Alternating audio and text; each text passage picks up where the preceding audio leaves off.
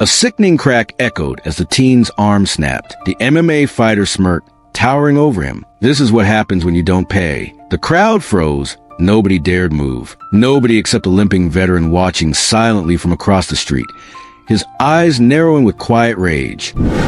Pine Creek wasn't just poor, it was forgotten. Cracked sidewalks, faded storefronts, and people who worked twice as hard for half as much. But they had pride, community, until he arrived. They called him the Professor, an MMA fighter with a black belt and a business model. Protection money. 6'3", tribal tattoos crawling up his neck, always wearing that sleeveless GI jacket, like a uniform. His real name? Nobody dared ask. 3 months ago, he'd broken mechanics' fingers for being short on payment. 2 weeks ago, he'd smashed a fruit vendor's stand for disrespect. Now everyone paid. Everyone except one stubborn kid. The Professor didn't just collect money. He harvested fear. When he walked down the street, conversations died. When he entered shops, owners' hands trembled. He wasn't just a bully. He was a system, a shadow government ruling through broken bones and whispered warnings. And nobody, absolutely nobody, stood against him. Ian wasn't supposed to be running a store at 17. But when a truck accident took both parents last year, he had no choice. 5'7", wiry, with determined eyes too old for his face. He opened a family corner store every morning at 5:30 a.m., closed at 9 p.m., 7 days a week. The store wasn't much. Faded shelves stocked with canned goods, instant noodles, and basic necessities. But it was everything to Ian, his inheritance, his parents' legacy. When the Professor first came demanding security fees, Ian had listened quietly, then said 6 words that shocked the neighborhood. "My father never paid. Neither will I." People warned him. The elderly shopkeeper next door begged him to reconsider. But Ian stood firm. "If I pay him once, I'll pay forever. This store is all I have left of them." Today was collection day, and Ian stood alone behind his counter, waiting. Nobody noticed Mike when he first appeared in Pine Creek 3 days ago. Just another weathered face in a forgotten town. Mid-40s average height, with military short haircut graying at the temples. The only thing remarkable was his limp. Left leg dragging slightly with each step, the result of something he never discussed. He wore a faded navy baseball cap, plain gray hoodie, and worn jeans. Nothing that screamed, "Notice me." But his eyes missed nothing. They scanned rooftops, alleyways, and faces with quiet precision. When he sat at the corner cafe, his back always to the wall, coffee cooling as he watched the street's rhythm. The few who spoke to him got polite, brief responses. No personal history offered. No questions asked. Just a nod, a half smile that never reached his eyes. Only his hands told a different story. Calloused, scarred across the knuckles, steady as stone. The hands of a man who'd seen combat. The Professor didn't knock when he entered Ian's store. The bell above the door chimed, and the air instantly thickened. 2 customers slipped out, eyes down. Nobody wanted to witness what was coming. "Collection day, kid." The Professor's voice carried the casual confidence of someone who never faced consequences. He scanned the nearly empty shelves, clicking his tongue. "Business looks bad. Maybe you need better protection." Ian stood straighter behind the counter. "I told you last week. I'm not paying." The Professor's smile tightened. "Your father had the same attitude. Look where that got him." He tapped the tip jar mockingly. "Empty like his bank account. Get out." Ian's voice trembled slightly, but his eyes remained steady. Wrong answer. The Professor moved with shocking speed for his size.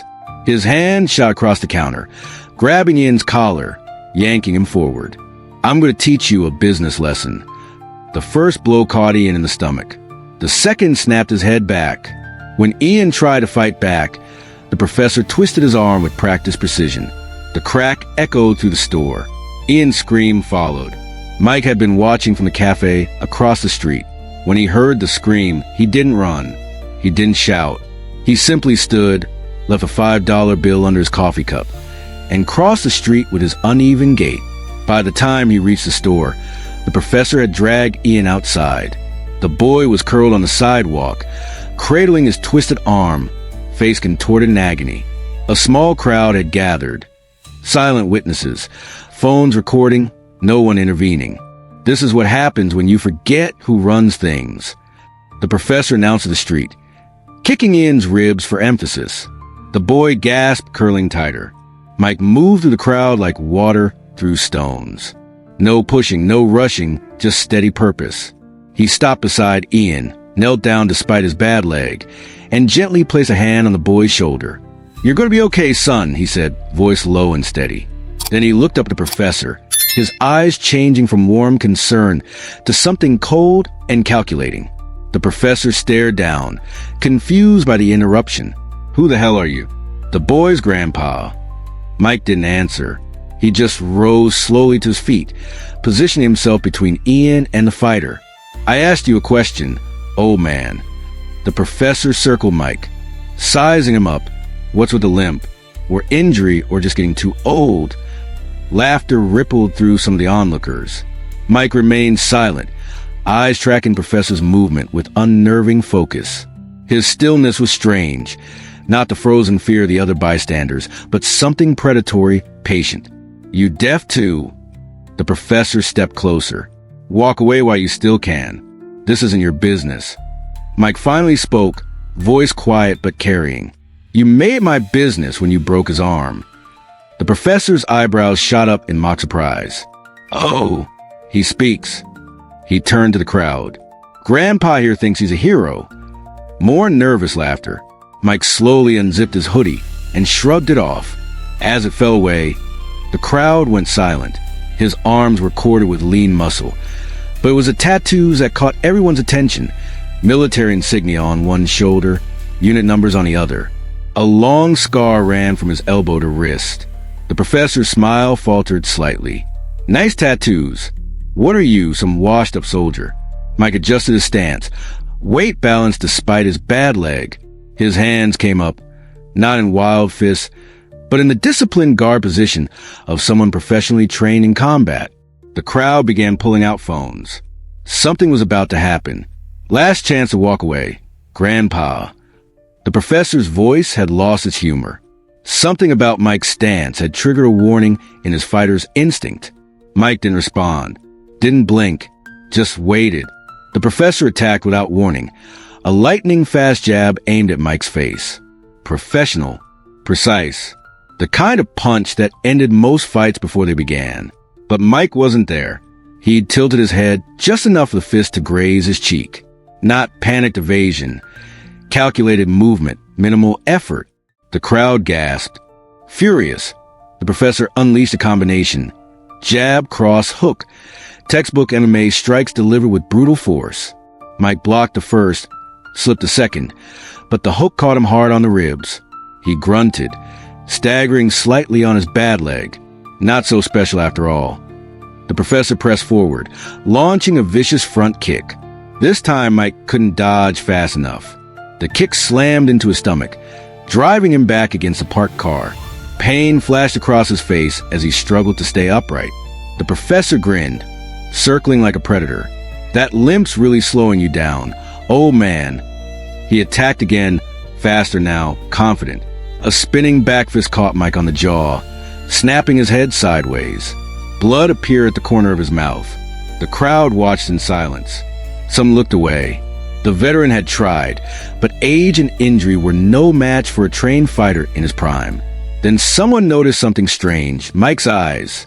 Despite the blood, despite the pain, they remained focused, analytical. He wasn't panicking. He was studying. The professor moved him for the finish, confident and careless now. "Time to put you down, old." His words cut off as Mike suddenly changed. The veteran's posture shifted, subtle but profound. His weight centered, his breathing steadied, his eyes sharpened with lethal focus. Mike moved, not with the hesitation of before, but with explosive precision. His right hand shot out, palm striking Professor's throat with surgical accuracy. Not hard enough to crush, just enough to shock. The Professor staggered back, gasping, eyes wide with surprise. Mike didn't pause. He stepped forward on his good leg, using the momentum to drive an elbow into the Professor's sternum. The crack was audible. The fighter doubled over, and Mike's knee came up to meet his face. Blood sprayed across the pavement. What the... The professor stumbled backward, nose shattered, spitting crimson. His confident sneer replaced by confused rage. "You're dead." He charged wildly, abandoning technique for fury. Mike sidestepped, caught the man's extended arm, and with one brutal twist, hyperextended the elbow. The same joint he'd broken on Ian. The professor howled, dropping to one knee. Military combat training. Mike spoke for the first time since the fight began, voice calm despite his bleeding lip, not quite the same as your tournament rules. The crowd was silent, phones recording every moment. The professor struggled to his feet, face contorted with pain and humiliation. His technical advantage was gone. Now he faced something he'd never encountered in the ring, a soldier trained to end fights, not win them. The professor grabbed a discarded bottle, smashed it against a wall, and lunged with the jagged edge. Rules don't matter now. Mike didn't flinch. His hand snapped up, caught the professor's wrist mid-strike, and twisted. The bottle fell. In the same fluid motion, Mike drove his palm into the professor's elbow, the same arm he'd just injured. The fighter screamed, dropping to his knees. "In combat," Mike said quietly, "we don't fight fair. We fight to survive." Desperate, the professor swept Mike's bad leg.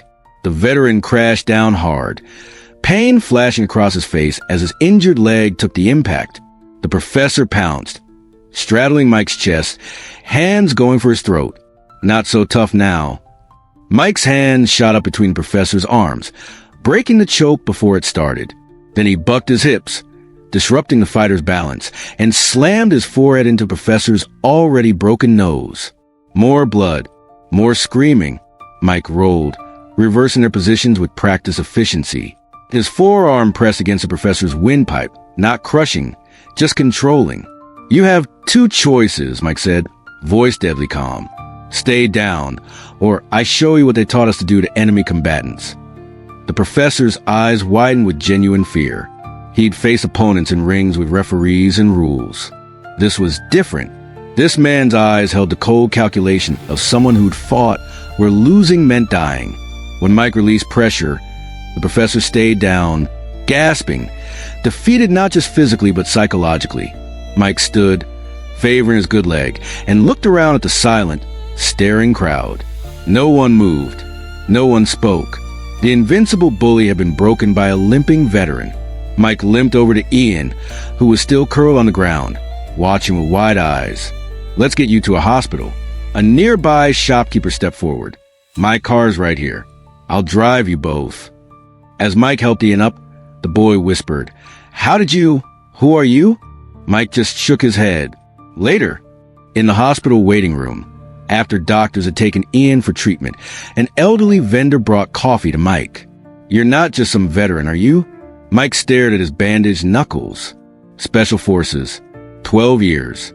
3 tours in combat zones." The news spread to the waiting room in whispers. The shopkeepers who'd gathered exchanged glances. "Why didn't you say something before he attacked you?" someone asked. Mike looked up, his eyes tired but clear. "Because men like that only understand one language." A teenage girl approached hesitantly, phone in hand. "The video's already got 50,000 views. People are calling you the Limping Avenger." Mike winced. "Please, no names." When Ian returned with his arm in a cast, the room had filled with neighborhood residents. They parted silently as Mike stood. "Thank you," Ian said, voice breaking. "No one stood up for me since my dad died." Mike placed a gentle hand on the boy's shoulder. "Your father would be proud. Standing your ground takes more courage than any fight." As Mike turned to leave, the shopkeeper who'd driven them spoke up. "Will you stay? The neighborhood could use someone like you." Mike paused at the door, looking back at the gathered faces.